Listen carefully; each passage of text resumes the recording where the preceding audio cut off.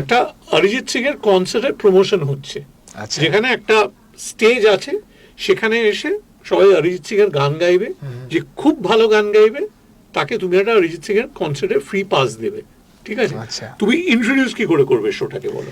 নমস্কার, আমরা উপস্থিত হয়েছি আজকের এই কন্টেস্টে, যেখানে আমরা দেখে নেব এরকম কিছু প্রতিযোগীদের, বলা হলো প্রতিযোগী নয়, এরকম কিছু সঙ্গীত বিশারদদের, যারা সত্যি সত্যি একজন আর এক সঙ্গীত বিশারদের অনেক বড় ফ্যান। আমি কথা বলছি সেই জিয়াগঞ্জের সেই ছেলেটা যে আজকে পুরো মুম্বাই তথা পুরো ভারত এবং পুরো বিশ্ব কাঁপিয়ে বেড়াচ্ছে, স্পটিফাইতে যাকে প্রায় টপ 5-এ পাওয়া যায়। আপনারা আশা করি বুঝতেই পারছেন আমি কথা বলছি দি অরিজিৎ সিং এর ব্যাপারে। এই অরিজিৎ সিং এর কনসার্টের পাস আজকে এখান থেকে আমরা একটাই পাস ফ্রি দেবো, এবং সেই জন্য এইখানে যতজন আজকের প্রতিযোগী রয়েছে তাদের মধ্যে থেকে যে সেরা হবে তাদেরকেই আমরা এই একটি পাস দেব।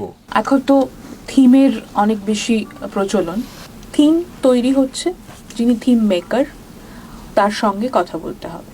থিম মেকারের তুমি ইন্টারভিউ নিতে গেছো, কিভাবে নেবে এবং শুরুটা কি করে, ক্যামেরায় কি করে অ্যাঙ্কার লিঙ্ক দেবে, ইন্ট্রোডাকশন, তারপরে কাট টু থিম মেকারের ইন্টারভিউ।